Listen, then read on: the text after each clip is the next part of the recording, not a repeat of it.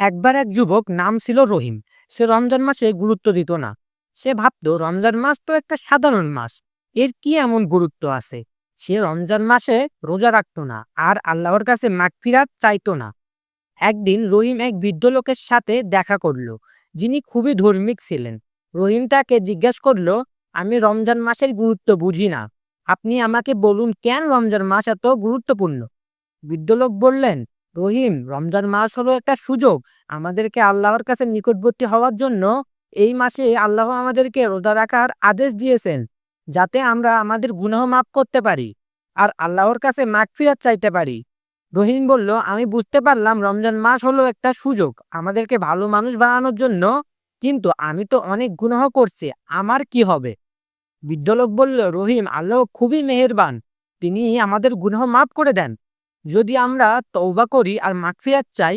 রমজান মাস হলো একটা সুযোগ আমাদেরকে আল্লাহর কাছে নিকটবর্তী হওয়ার জন্য আর আমাদেরকে গুনাহ মাফ করার জন্য। রহিম বলল, আমি এখন থেকে রমজান মাসে গুরুত্ব দেব আর আল্লাহর কাছে মাগফিরাত চাইব।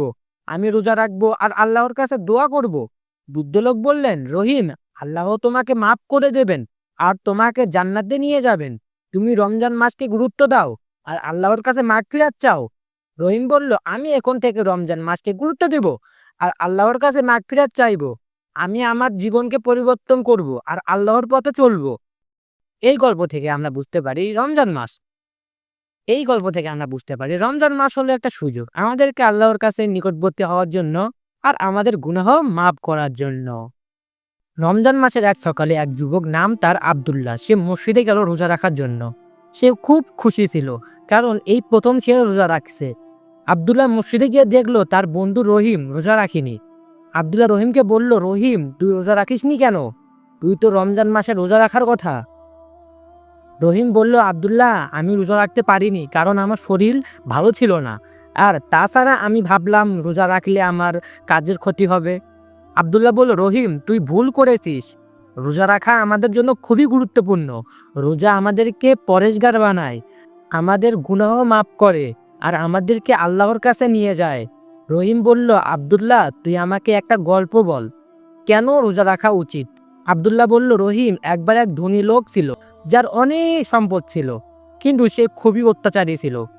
সে তার শ্রমিকদের খুবই কম মজুরি দিত আর তাদের সাথে খুবই খারাপ আচরণ করত।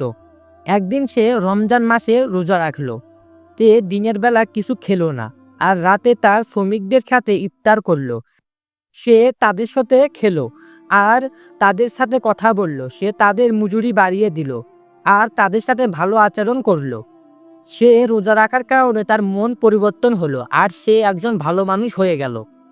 সে তার সম্পদ দিয়ে গরিবদের সাহায্য করলো আর আল্লাহর কাছে মাগফিরাত চাইলো। রহিম, এই গল্প থেকে আমরা বুঝতে পারি রোজা রাখা আমাদেরকে ভালো মানুষ বানায় আর আমাদেরকে আল্লাহর কাছে নিয়ে যায়। রোজা আমাদেরকে শেখায় কিভাবে সহানুভূতি দেখাতে হয়, কিভাবে দান করতে হয় আর কিভাবে আল্লাহর কাছে মাগফিরাত চাইতে হয়। রহিম বলল, আব্দুল্লাহ, এটা তো খুবই সুন্দর গল্প, আমি বুঝতে পারলাম রোজা রাখা আমাদেরকে ভালো মানুষ বানায়। আব্দুল্লাহ বলল, রহিম, এখন থেকে তুমিও রোজা রাখিস আর আল্লাহর কাছে মাগফিরাত চাস।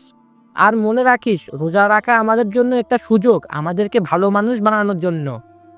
রহিম বলল, আব্দুল্লাহ, আমি এখন থেকে রোজা রাখবো আর তোর সাথে মসজিদে যাব। আমি তোর কাছ থেকে অনেক কিছু শিখেছি আর আমি তোর সাথে থাকতে চাই। আব্দুল্লাহ বলল, রহিম, আমি তোর সাথে আসি, চল আমরা একসাথে রোজা রাখি আর আল্লাহর কাছে মাগফিরাত চাই। এই গল্প থেকে আমরা বুঝতে পারি রোজা রাখা আমাদেরকে ভালো মানুষ বানায় আর আমাদেরকে আল্লাহর কাছে নিয়ে যায়।